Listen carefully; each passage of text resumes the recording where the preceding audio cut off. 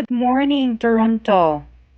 As we got up this morning, it surprises us to see that Toronto is digging up 20 to 25 centimeters of snowfall from last night's snowstorm.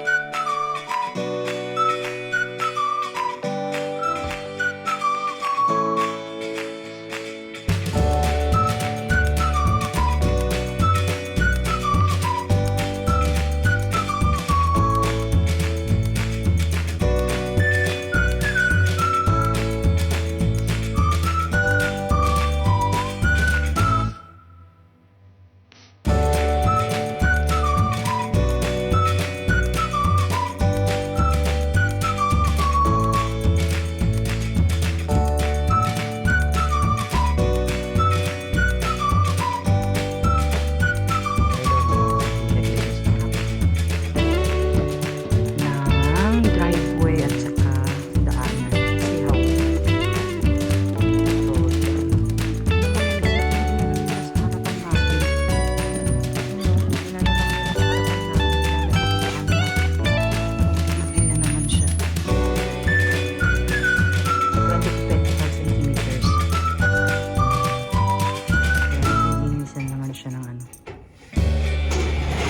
it's time to begin.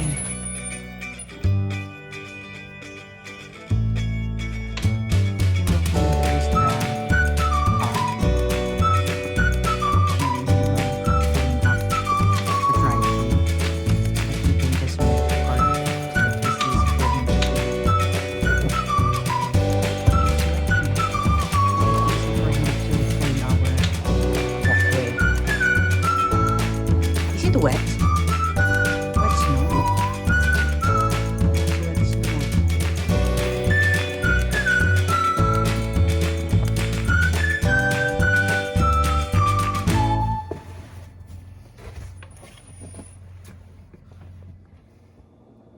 That's my langga.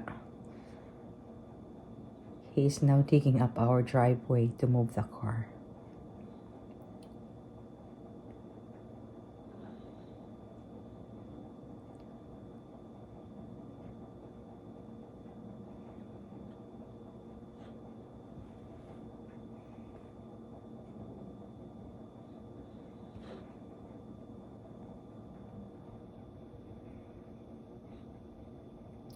The snow is a little bit heavy because it seems it's wet.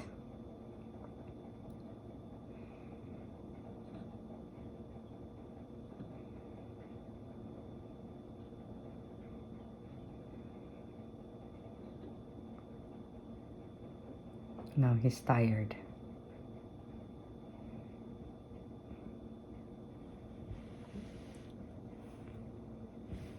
And there are still car over there that's been stuck. It cannot get out because of the snow.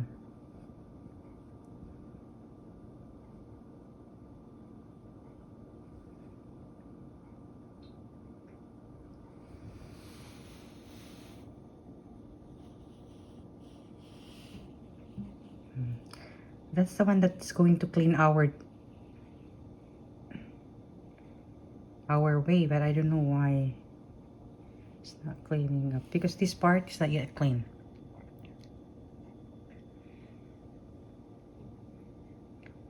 I think they're clearing up the other side so that the car can pass by there.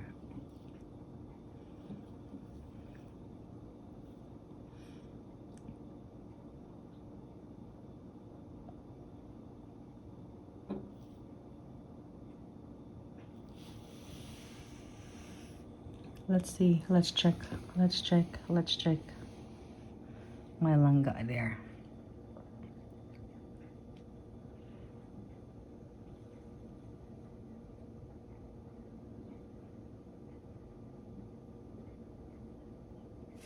Ang bilis ni langga, oh. Ang bilis mo. Basa na eh. Ah, basa nga. Oh my goodness, look at you. Ang ano. Mabigat kasi siya na basa. Kaya nilabas na niyo yung car doon para mas madaling linisan niya na tong driveway namin. Kaya lang mabigat siya. Huwag mo nang ano biglain kasi baka mamaya mag-ano ang likod mo niyan. Because it's really hard, guys. It's heavy. Your back is the one that will give way. Ay, hindi pa natatapos dito sa aming tapakan.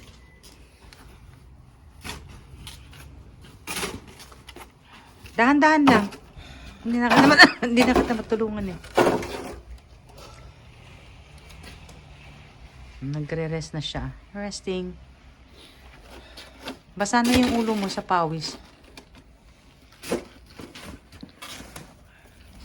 20 to 25 centimeters, guys. Huwag mo na kasi itabon dito, may daan yan. Tapos tinan mo how there's no. Tapos ininano nila sa harapan namin.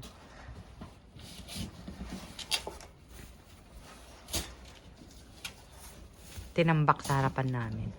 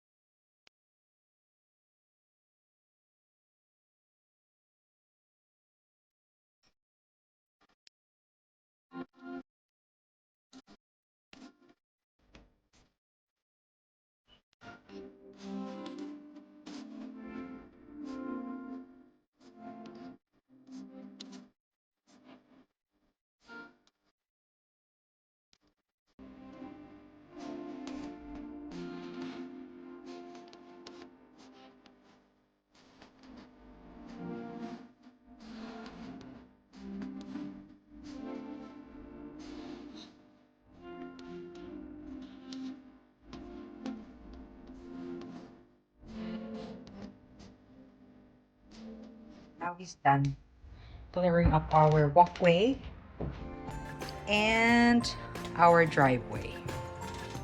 Good job, Langga. I know it's so tiring to clean up, but thank God he was able to do it. Still pa rin may nagki-clearing doon.